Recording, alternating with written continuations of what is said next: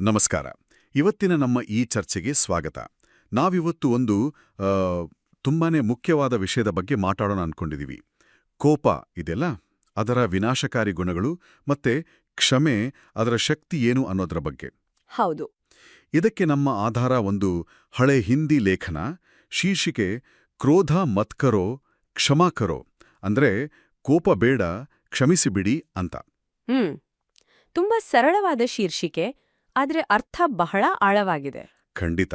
ನಮ್ಮ ಇವತ್ತಿನ ಉದ್ದೇಶ ಏನು ಅಂದ್ರೆ, ಈ ಲೇಖನದಲ್ಲಿರೋ ಮುಖ್ಯ ಸಂದೇಶ ಏನು, ಅದರ ಒಳನೋಟಗಳನ್ನು ಅರ್ಥ ಮಾಡಿಕೊಂಡು ಇದೆಲ್ಲ ನಮ್ಮ ದಿನನಿತ್ಯದ ಜೀವನಕ್ಕೆ ಹೇಗೆ ಸಂಬಂಧಪಡುತ್ತೆ ಅಂತ ನೋಡೋದು. ಸರಿ, ಇದರ ಬಗ್ಗೆ ಸ್ವಲ್ಪ ವಿವರವಾಗಿ ಮಾತಾಡೋಣ ಅಲ್ವಾ? ಖಂಡಿತ ಮಾತಾಡೋಣ. ಈ ಲೇಖನ ಶುರುವಲ್ಲೇ ಒಂದು ಒಂದು ಗಟ್ಟಿಯಾದ ಹೋಲಿಕೆ ಕೊಡುತ್ತೆ. ಕೋಪ ಅನ್ನೋದು ಬೆಂಕಿಯ ತರ ಅಂತ. ಓ, ಬೆಂಕಿನಾ? ಹೌದು. ಅದು ಹೊತ್ಕೊಂಡಾಗ ಅದು ಮೊದಲು ಯಾರ ಕೈಲಿದ್ಯೋ, ಅಂದ್ರೆ ಯಾರು ಕೋಪ ಮಾಡ್ಕೊಂಡಿದಾರೋ ಅವರನ್ನೇ ಸುಡೋಕ್ ಶುರು ಮಾಡುತ್ತೆ ಅಂತ. ಅಂದ್ರೆ ಹೊರಗಿನವರಿಗೆ ಹಾನಿ ಮಾಡೋಕ್ ಮುಂಚೆ ಅದು ನಮಗೇನೆ ಒಳಗೊಳಗೇನೆ ಹಾನಿ ಮಾಡುತ್ತೆ. ಇದು ನಿಜ. ಲೇಖನದಲ್ಲೇ ಇನ್ನೊಂದು ಉದಾಹರಣೆ ಇದೆ ನೋಡಿ. ನಾವು ರೋಷದಲ್ಲಿ ಹೋಗಿ ನೆಲಕ್ಕೆ ನಮ್ಮ ಕೈಯಿಂದ ಜೋರಾಗಿ ಹೊಡೆದ್ವಿ ಅನ್ಕೊಳ್ಳಿ. ಹೌದು. ನೋವು ಮೊದಲು ಯಾರಿಗಾಗುತ್ತೆ? ನೆಲಕ್ಕ? ಖಂಡಿತ ಇಲ್ಲ, ನಮ್ ಕೈಗೆಲ್ವಾ?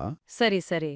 ಅದೇ ತರಹ ಕೋಪ ಅನ್ನೋ ಭಾವನೆ ಅದು ಬೇರೆಯವರ ಮೇಲೆ ತೋರ್ಸೋಕಂತಾನೆ ಹುಟ್ಟಿದ್ರೂ ಕೂಡ ಅದರ ಮೊದಲ ಪರಿಣಾಮ ಆಗೋದು ನಮ್ಮ ಮೇಲೆಯೇ ಅಂತ ಲೇಖನ ಸ್ಪಷ್ಟವಾಗಿ ಹೇಳುತ್ತೆ.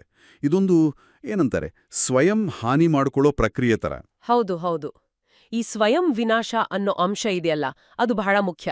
ಲೇಖನ ಸುಮ್ನೆ ಅದನ್ನೇ ಹೇಳಿ ಬಿಡೋದಿಲ್ಲ. ನೋಡಿ, ಕೋಪ ನಮ್ಮ ಒಳಗಿನ ಶಾಂತಿಯನ್ನ ಪೂರ್ತಿ ಕೆಡಿಸ್ಬಿಡುತ್ತೆ.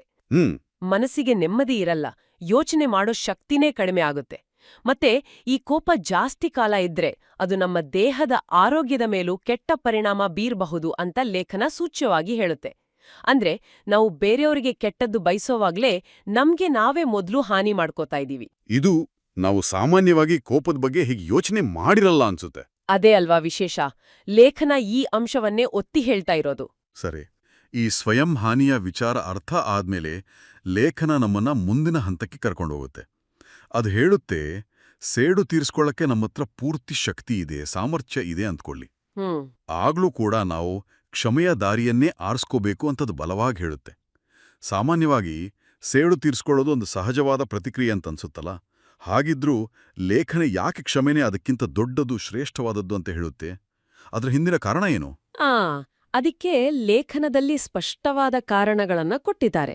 ಮೊದಲನೇದಾಗಿ, ಕೋಪ ಮಾಡ್ಕೊಳ್ಳೋದೇ ಒಂದು ನಕಾರಾತ್ಮಕವಾದ, ಒಂದ್ ರೀತಿ ಕೀಳುಮಟ್ಟದ ಕೆಲ್ಸ ಅಂತ ಅದ್ ಹೇಳುತ್ತೆ. ಅದು ಶಕ್ತಿ ಅಲ್ಲ, ಬದಲಿಗೆ ದೌರ್ಬಲ್ಯದ ಸಂಕೇತ ಅಂತ. ಓ, ದೌರ್ಬಲ್ಯನಾ? ಹೌದು. ಎರಡನೇ ಕಾರಣ ಬಹುಶಃ ಇದೇ ಮುಖ್ಯವಾದದ್ದು ಅನ್ಸುತ್ತೆ. ನಿಜವಾದ ಶಕ್ತಿ ಇರೋದು ಸೇಡು ತೀರ್ಸ್ಕೊಳ್ಳೋದ್ರಲ್ಲ, ಬದಲಿಗೆ ಸೇಡು ತೀರ್ಸ್ಕೊಳ್ಳೋಕೆ ಶಕ್ತಿ ಇದ್ರೂ ಕೂಡ ಕ್ಷಮಿಸಿ ಬಿಡೋದ್ರಲ್ಲಿ ನಿಜವಾದ ಶಕ್ತಿ ಇದೆ ಅಂತ. ನೋಡಿ, ಕೆಟ್ಟದ್ದಕ್ಕೆ ಪ್ರತಿಯಾಗಿ ಕೆಟ್ಟದ್ದು ಮಾಡೋದು ಅಥವಾ ನೋವು ಕೊಟ್ಟವರಿಗೆ ನೋವು ಕೊಡೋದಿದೆಯಲ್ಲ, ಲೇಖನದಲ್ಲಿ ಒಂದು ಹೋಲಿಕೆ ಇದೆ. ಇರುವೆಗಳ ತರಹದ ಸಣ್ಣ ಜೀವಿಗಳು ಕೂಡ ಹಾಗೆ ಮಾಡ್ತವೆ. ಅದಕ್ಕೆ ವಿಶೇಷವಾದ ನೈತಿಕ ಶಕ್ತಿನೇನೂ ಬೇಕಾಗಿಲ್ಲ. ಇರುವೆಗಳ ಹೋಲಿಕೆ ಇದು ಆಸಕ್ತಿಕರವಾಗಿದೆ. ಅಂದ್ರೆ ಪ್ರತೀಕಾರ ಅನ್ನೋದು ಒಂದು ಬೇಸಿಕ್ ಇನ್ಸ್ಟಿಂಕ್ಟ್ ತರ, ಆದ್ರೆ ಕ್ಷಮೆ ಅನ್ನೋದು ಒಂದು ಪ್ರಜ್ಞಾಪೂರ್ವಕವಾದ ಉನ್ನತವಾದ ಆಯ್ಕೆ ಅಂತ ಲೇಖನ ಹೇಳ್ತಾ ಇದೆಯಾ? ಹೌದು, ಖಂಡಿತವಾಗಿಯೂ. ಅದನ್ನ ಇನ್ನೊಂದು ಸುಂದರವಾದ ಉದಾಹರಣೆ ಮೂಲಕನೂ ಹೇಳುತ್ತೆ. ಭೂಮಿಯ ಉದಾಹರಣೆ. ಭೂಮಿನ? ಹೇಗೆ? ನಾವು ಭೂಮಿಯನ್ನ ಅಗಿತೀವಿ, ಅದಕ್ಕೆ ಗಾಯ ಮಾಡ್ತೀವಿ ಅಲ್ವಾ? ಆದ್ರೆ ಅದು ನಮ್ಗೆ ಪ್ರತಿಯಾಗಿ ಏನ್ ಕೊಡುತ್ತೆ? ಸಿಹಿಯಾದ ನೀರು, ಬೆಳೆ, ಸಂಪತ್ತು ಎಲ್ಲವನ್ನೂ ಕೊಡುತ್ತೆ. ಹೌದು. ಹಾಗೇನೆ ನಮ್ಗೆ ತೊಂದ್ರೆ ಕೊಟ್ಟವರನ್ನ, ನಮ್ಮ ಶತ್ರುಗಳನ್ನ ಕ್ಷಮಿಸೋದ್ರಲ್ಲಿ ಒಂದು ದೊಡ್ಡತನ ಇದೆ, ಒಂದು ಉದಾತ್ತವಾದ ಗುಣ ಇದೆ ಅಂತ ಲೇಖನ ಪ್ರತಿಪಾದಿಸುತ್ತೆ. ಇದು ಸುಮ್ನೆ ಸೇಡನ್ನ ತಡೆಯೋದು ಮಾತ್ರ ಅಲ್ಲ, ಅದೊಂದು ಪಾಸಿಟಿವ್ ಆದ, ರಚನಾತ್ಮಕವಾದ ಕ್ರಿಯೆ. ಅದು ನಮ್ಮ ಒಳಗಿನ ಶಕ್ತಿಯನ್ನ ತೋರಿಸುತ್ತೆ. ಸರಿ, ಈ ಕ್ಷಮೆಯ ಶಕ್ತಿ ಬಗ್ಗೆ ಮಾತಾಡದ್ಮೇಲೆ ಲೇಖನ ಒಂದು ತುಂಬಾ ಪ್ರಾಕ್ಟಿಕಲ್ ಆದ ವಿಷಯಕ್ಕೆ ಬರುತ್ತೆ. ಅದು ಶಾಂತವಾದ ಮಾತುಕತೆ. ನಮ್ಮ ದೈನಂದಿನ ಜೀವನದಲ್ಲಿ ನಾವೆದುರಿಸೋ ಎಷ್ಟೋ ಸಮಸ್ಯೆಗಳು, ಜಗಳಗಳಿಗೆ ಕೋಪವೇ ಮೂಲ ಕಾರಣ ಆಗಿರುತ್ತಲ್ವಾ? ಖಂಡಿತ. ಲೇಖನ ಹೇಳೋ ಪ್ರಕಾರ ನಾವು ಕೋಪವನ್ನ ಪಕ್ಕಕ್ಕಿಟ್ಟು ಸ್ವಲ್ಪ ಶಾಂತವಾಗಿ ಮಾತಾಡೋಕೆ ಪ್ರಯತ್ನ ಪಟ್ರೆ ನಮ್ಮನ್ನ ಕಾಡೋ ಅರ್ಧದಷ್ಟು ಸಮಸ್ಯೆಗಳು ಚಿಂತೆಗಳು ಅವಾಗೇನೆ ಪರಿಹಾರ ಆಗ್ಬಿಡ್ತಾವಂತೆ. ಇದು ಕೇಳೋಕೆ ಸ್ವಲ್ಪ ಜಾಸ್ತಿ ಆಯ್ತು ಅನ್ಸಿದ್ರೂ ಇದ್ರ ಹಿಂದಿನ ಸತ್ಯ ಏನು? ಇದು ಆಕ್ಚುಲಿ ಅತಿಶಯೋಕ್ತಿ ಅಲ್ಲ. ಇದನ್ನ ನಾವು ದೊಡ್ಡ ಚಿತ್ರಣದಲ್ಲಿ ನೋಡಿದ್ರೆ ಇದು ಮನುಷ್ಯ ಸಂಬಂಧಗಳ ಒಂದು ಮೂಲಭೂತ ಸತ್ಯ, ಗೊತ್ತಾ? ಕೋಪದಲ್ಲಿ ಆಡೋ ಮಾತುಗಳು, ತಗೊಳ್ಳೋ ನಿರ್ಧಾರಗಳು ಸಾಮಾನ್ಯವಾಗಿ ಪರಿಸ್ಥಿತಿಯನ್ನ ಇನ್ನಷ್ಟು ಹಾಳು ಮಾಡ್ತವೆ. ಹೌದು, ಅದು ನಿಜ. ಕೋಪ ನಮ್ಮ ಯೋಚನಾ ಶಕ್ತಿನ ಮಂದಗೊಳಿಸುತ್ತೆ. ಅದೇ ನಾವು ಶಾಂತವಾಗಿದ್ದಾಗ ಮಾತಾಡಿದ್ರೆ ಅಲ್ಲಿ ಸ್ಪಷ್ಟತೆ ಇರುತ್ತೆ, ಒಬ್ರನ್ನೊಬ್ರು ಅರ್ಥ ಮಾಡ್ಕೊಳ್ಳೋ ಅವಕಾಶ ಸಿಗತ್ತೆ. ಲೇಖನ ಹೇಳೋ ಹಾಗೆ ಶಾಂತವಾಗಿದ್ದಾಗ ನಮ್ಗೆ ಸಮಸ್ಯೆಯ ನಿಜವಾದ ಕಾರಣ ಏನು ಅಂತ ಗೊತ್ತಾಗತ್ತೆ, ಬೇರೆಯವರ ದೃಷ್ಟಿಕೋನ ಏನು ಅಂತಾನೂ ಅರ್ಥ ಆಗತ್ತೆ. ಆಗ ಪರಿಹಾರಗಳು ತಾವಾಗೇ ಕಾಣೋಕೆ ಶುರುವಾಗತ್ತೆ. ಕೋಪದಲ್ಲಿ ನಾವು ಡಿಫೆನ್ಸಿವ್ ಆಗ್ತೀವಿ, ಆದ್ರೆ ಶಾಂತವಾಗಿದ್ದಾಗ ಕನ್ಸ್ಟ್ರಕ್ಟಿವ್ ಆಗಿ ಯೋಚನೆ ಮಾಡ್ತೀವಿ. ಇದು ಸಣ್ಣ ಪುಟ್ಟ ಜಗಳಗಳಿಂದ ಹಿಡಿದು ದೊಡ್ಡ ದೊಡ್ಡ ಸಂಘರ್ಷಗಳವರೆಗೂ ಎಲ್ಲದಕ್ಕೂ ಅನ್ವಯ ಆಗತ್ತೆ. ಶಾಂತವಾದ ಮಾತುಕತೆ ಎಷ್ಟು ಮುಖ್ಯ ಅಂತ ಹೇಳಿದ ಮೇಲೆ ಲೇಖನ ಮತ್ತೆ ಕ್ಷಮೆಯ ವಿಷಯಕ್ಕೆ ವಾಪಸ್ ಬರುತ್ತೆ. ಆದ್ರೆ ಈ ಸಾರಿ ಹಾನಿ ಮಾಡೋ ವ್ಯಕ್ತಿಯ ದೃಷ್ಟಿಕೋನದಿಂದ ಮಾತಾಡುತ್ತೆ. ಅದು ಹೇಳುತ್ತೆ ಯಾರು ಹಾನಿ ಮಾಡ್ತಾರೋ ಅವರು ದುರ್ಬಲರು, ಹೇಡಿಗಳು ಅಂತ. ಇದು ಸ್ವಲ್ಪ ಆಶ್ಚರ್ಯ ಅನಿಸ್ತು ನನಗೆ. ಸಾಮಾನ್ಯವಾಗಿ ಪವರ್ ಉಪಯೋಗಿಸೋರ್ನ ಬಲಶಾಲಿಗಳು ಅಂತ ಅನ್ಕೋತೀವಿ ಅಲ್ವಾ? ಆದ್ರೆ ಲೇಖನದ ದೃಷ್ಟಿನೇ ಬೇರೆ ಇದೆ ನೋಡಿ. ಇದು ಬಹಳ ಆಳವಾದ ಒಂದು ಸೈಕೊಲಾಜಿಕಲ್ ವಿಚಾರ. ಯಾರು ಒಳಗಿನಿಂದ ಶೂನ್ಯರಾಗಿರ್ತಾರೋ, ಯಾರಿಗೆ ಆತ್ಮವಿಶ್ವಾಸ ಕಡಿಮೆ ಇರುತ್ತೋ ಅವರೇ ಬೇರೆಯವರಿಗೆ ನೋವು ಕೊಡೋಕೆ ಮುಂದಾಗ್ತಾರೆ ಅಂತ ಲೇಖನ ಹೇಳುತ್ತೆ. ಹಾನಿ ಮಾಡೋರ್ನ ಲೇಖನ ಬಡಪಾಯಿಗಳು ಅಂತ ಕರೆಯುತ್ತೆ. ಹಿಂದಿಯಲ್ಲಿ ಗರೀಬೋ ಅಂತ ಇದೆಯಲ್ಲ, ಅದರ ಅರ್ಥ ಆಂತರಿಕವಾಗಿ ಬಡವರು, ಶೂನ್ಯರು ಅಂತ. ಅವರ ಕ್ರೌರ್ಯ ಅವರ ಒಳಗಿನ ದೌರ್ಬಲ್ಯದ, ಅಭದ್ರತೆಯ ಪ್ರತಿಫಲನವಷ್ಟೇ. ಹಾಗಾದ್ರೆ ಈ ರೀತಿ ನೋಡೋದ್ರಿಂದ ಕ್ಷಮಿಸೋದು ಸುಲಭ ಆಗ್ಬೋದಾ? ಖಂಡಿತವಾಗಿ. ಈ ದೃಷ್ಟಿಕೋನ ಕ್ಷಮಿಸೋಕೆ ಸಹಾಯ ಮಾಡತ್ತೆ. ನಾವು ಅವರನ್ನ ಬಲಿಷ್ಠ ಶತ್ರುಗಳು ಅಂತ ನೋಡೋ ಬದಲು ಒಳಗೊಳಗೆ ನೋವು ದಾರಿ ತಪ್ಪಿದ ವ್ಯಕ್ತಿಗಳು ಅಂತ ನೋಡಿದಾಗ ಅವರ ಮೇಲಿನ ಕೋಪ ಸ್ವಲ್ಪ ಕರುಣೆಯಾಗಿ ಬದಲಾಗೋ ಸಾಧ್ಯತೆ ಇದೆ. ಆಗ ಕ್ಷಮಿಸೋದು ಸ್ವಲ್ಪ ಸುಲಭ ಆಗ್ಬೋದು. ಅದಕ್ಕೆ ಲೇಖನ ಹೇಳೋದು ನಿಜವಾದ ಶೌರ್ಯ ಕತ್ತಿ ಹಿಡಿದು ಯುದ್ಧ ಮಾಡೋದ್ರಲ್ಲಿಲ್ಲ, ಬದ್ಲಿಗೆ ಈ ಬಡಪಾಯಿಗಳನ್ನ, ಅಂದ್ರೆ ನಮ್ಗೆ ನೋವು ಕೊಟ್ಟ ದುರ್ಬಲರನ್ನ ಕ್ಷಮಿಸೋ ದೊಡ್ಡತನದಲ್ಲೇ ಇದೆ ಅಂತ. ಅಂದ್ರೆ ನೋವು ಕೊಟ್ಟವರ ಬಗ್ಗೆ ನಮ್ಮ ಗ್ರಹಿಕೆಯನ್ನೇ ಬದಲಾಯಿಸಿ ಕ್ಷಮೆಯನ್ನ ಸುಲಭ ಮಾಡೋ ಪ್ರಯತ್ನ ಇದು. ತುಂಬಾ ಇಂಟ್ರೆಸ್ಟಿಂಗ್ ಆಗಿದೆ. ಈಗ ಕ್ಷಮೆ ಮತ್ತೆ ಸೇಡು ಇವುಗಳ ದೀರ್ಘಕಾಲೀನ ಪರಿಣಾಮಗಳ ಬಗ್ಗೆ ಲೇಖನ ಏನ್ ಹೇಳುತ್ತೆ? ಇಲ್ಲಿ ಲೇಖನವು ಕ್ಷಮೆ ಮತ್ತೆ ಪ್ರತೀಕಾರದ ನಡುವಿನ ಅಂತಿಮವಾದ, ಬಹುಶಃ ಅತಿ ಮುಖ್ಯವಾದ ವ್ಯತ್ಯಾಸವನ್ನ ಎತ್ತಿ ತೋರಿಸುತ್ತೆ. ಅದು ಅವುಗಳ ಪರಿಣಾಮ ಎಷ್ಟು ಕಾಲ ಇರುತ್ತೆ ಅನ್ನೋದ್ರ ಬಗ್ಗೆ.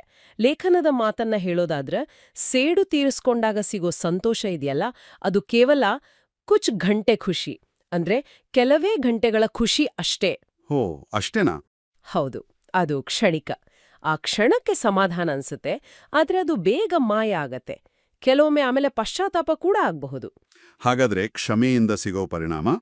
ಆದ್ರೆ ಕ್ಷಮೆಯಿಂದ ಬರೋ ಆನಂದ, ಆ ಒಳಗಿನ ಶಾಂತಿ ಇದೆಯಲ್ಲ, ಅದು ಬಹುತ್ ಕಾಲ್ ತಕ್, ಅಂದ್ರೆ ಬಹಳ ಕಾಲದವರೆಗೆ ಉಳಿಯುತ್ತೆ ಅಂತ ಲೇಖನ ಹೇಳುತ್ತೆ.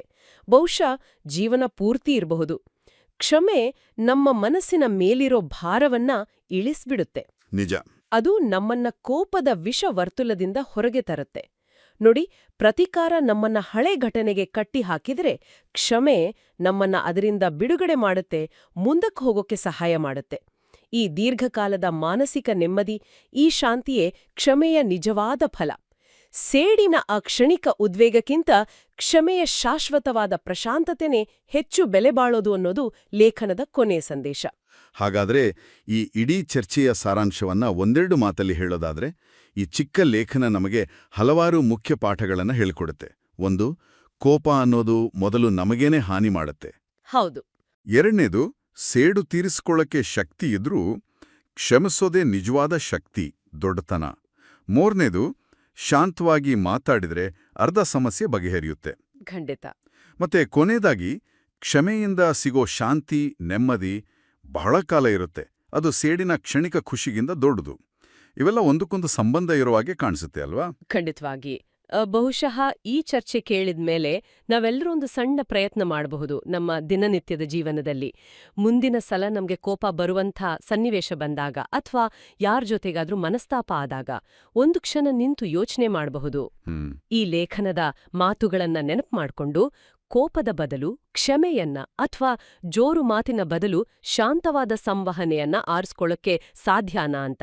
ಆ ಒಂದು ಪ್ರಜ್ಞಾಪೂರ್ವಕವಾದ ಆಯ್ಕೆ ಅದು ಆ ಪರಿಸ್ಥಿತಿಯಲ್ಲಿ ಮತ್ತೆ ನಮ್ಮ ಮನಸ್ಸಿನ ಸ್ಥಿತಿಯಲ್ಲಿ ಯಾವ ತರಹದ ಬದಲಾವಣೆ ತರಬಹುದು ಅಂತ ನಾವೇ ಅನುಭವಿಸಿ ನೋಡ್ಬೇಕು. ಬಹುಶಃ ಲೇಖನ ಹೇಳೋ ಹಾಗೆ ಆ ಬದಲಾವಣೆ ನಾವು ಅನ್ಕೊಂಡಿದ್ದಕ್ಕಿಂತ ದೊಡ್ಡದಿರಬಹುದು. ಈ ಆಳವಾದ ಚರ್ಚೆಗೆ ಆಧಾರವಾದ ಲೇಖನ ಅಖಂಡ ಜ್ಯೋತಿ ಪತ್ರಿಕೆಯ ಜನವರಿ 1943ರ ಸಂಚಿಕೆಯ ಪುಟ 43ರಲ್ಲಿ ಪ್ರಕಟವಾಗಿತ್ತು.